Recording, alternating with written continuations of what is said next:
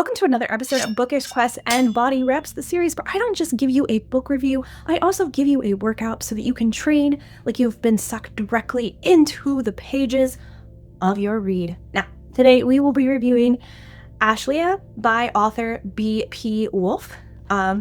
She is an indie author, and this is her debut novel. So if you haven't heard of it, let me just give you a little bit more about what you are getting into. So, for most, life is a journey. For a select few, the journey becomes life. My life has ended, and the reason to continue my journey has begun. We were attacked by these guys in crimson cloaks. James called this Cerberus. Apparently, they are assassins of some kind. Turns out, James is a fugitive that they were hunting for treason, which, if I'm being honest, is pretty cool. But it almost got us killed. That wasn't fun. Now, he has transported us to his world and has taken me right into the heart of the resistance. On top of all this, I find out my perfectly normal self isn't actually normal. My powers begin to wake up and develop shortly after we enter the world. Michael, Doc, and Patrick are always on my case about learning to control my emotions. My powers are controlled by my emotions to a degree, and I keep accidentally attacking people. Mostly Patrick. Things get even more complicated after my first vision. I don't know how to tell them that the cloaked man in my vision felt familiar. I am connected to him, and I don't particularly want to find out how. This book has several things that you are probably going to like. If you like, girl finds out she's not a human. Girl finds out she has mysterious powers and maybe one of the most powerful beings in the entire world. One of the things that I found really interesting about this book was the magical system, and I did get a little insight from the author that we don't get a full reveal of how this system works until book 3, but as I was reading this book, it takes a bit to recover. So one of the things that I take away from this book if I was training for it is how important rest and recovery is to your body, because as we're training, if we just go all the time, we don't give our body time to replenish. And this magic system definitely says, hey, you'll use a lot of us need to replenish. And then, so halfway into this book, I'm thinking, man, if it takes you this long to replenish, how are you going to run a revolution, my friend? But don't worry, there is a little plot twist in the middle that kind of answers that for us. I was a little skeptical at first. The second thing that I liked about this book is, again, it's not just a magical system that is end all be all, you just snap your fingers and power happens. There is a lot of insight into balancing your emotions and regulating yourself and kind of like seeing within for that power source. So again, kind of sticking to that rest and relaxation as an important part of any like health and fitness and training journey. Meditation is huge in this book, and it can be a huge asset to your training. So I really liked that aspect as well. We don't see that a lot in magical books or stories with magical systems and plot lines. And that it's always just kind of like an infinite resource and doesn't talk about what happens if you use too much or you push too hard. And I really liked the focus of that on this book, of seeing it as just another resource, because even us in our regular, everyday, mundane life need rest. We need to, stop sometimes and not just keep going all the time. And I liked that you saw that kind of real world reflection in this fantasy world.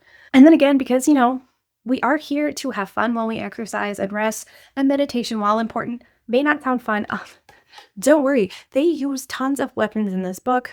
So any kind of training here is going to be heavily focused on sword fighting, because your rest and meditation are going to cover your magical usage. And we're just going to assume that if you're transported here, that you would also get magical powers. Not probable, but not impossible. So another thing that I liked about this book was there are a lot of character POVs, and there are times where it can get a little bit confusing to figure out who is talking. But having those multiple POVs really give you pieces for when like the big reveals happen. You can see how all of these character experiences like really give you the context clues to that. And I don't see that a lot in books. Sometimes you get like completely out of the wall, like what just happened. And like I said before in my review, I was going through this thinking like, y'all have to rest a whole lot every time you use your powers. Like this doesn't seem practical. And then when that plot twist happened, I was like, okay, my pattern recognition was like, something is off here. Something was off there. So I like being able to pick out clues as I'm going and seeing those kind of like turn into the, hey, it's not just you thinking this is weird, like something is going on. I like that foreshadowing. And then if again you are like, I don't know, like this sounds interesting, but let me tell you, you have magic users, you have an evil king, you have dragonborn, and there are, if you want to play a little bit of a scavenger hunt, some nerd references to things like Mulan, Star Wars, Star Trek, and Sweeney Todd, if you can catch them in the pages. Now, without further ado, if you're like, okay, I'm in, I'm sold, let's work out. All right, so for this workout, we are going to use a practice sword. If you don't have one, that is not a problem. You can use any kind of stick shaped, whether it is a bow staff, unscrew the broom from the end of your handle, use that, or a stick that you find in your backyard.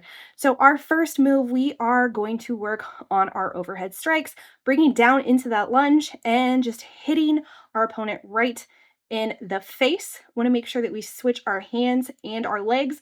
You won't fight offhanded a lot, but it is always a good idea to train on that side just in case something happens during battle where you may need to switch sides. We want to be a well-rounded warrior. Next, we're going to come into 360 halos.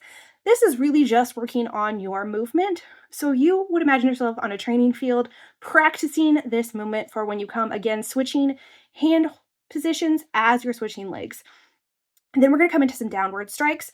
Your opponent has fallen to the ground. You are ready to take them out.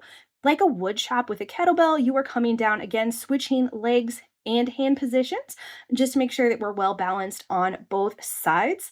Make those heads roll, okay? That is your goal here. Then we are going to come into, maybe somebody said something we didn't like. We are pulling our sword out of the sheath, just bringing it up to that threatening position as we come.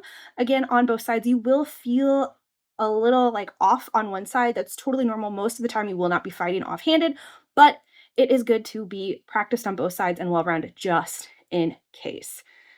Next, we are going to work on some blocks, blocking to the right and left. Pretend your opponent, you are in battle, they are engaged, they are coming at you. You are blocking their strike as they swing at you.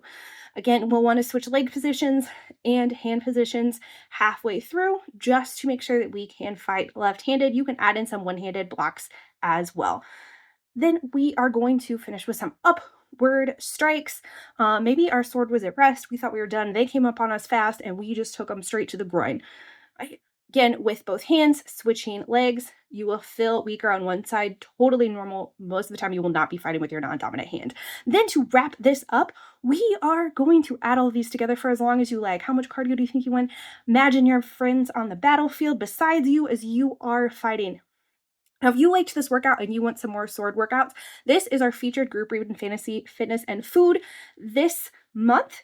And there will be 6 workouts themed around the sword that you can come do with us, as well as recipes themed to the book as well.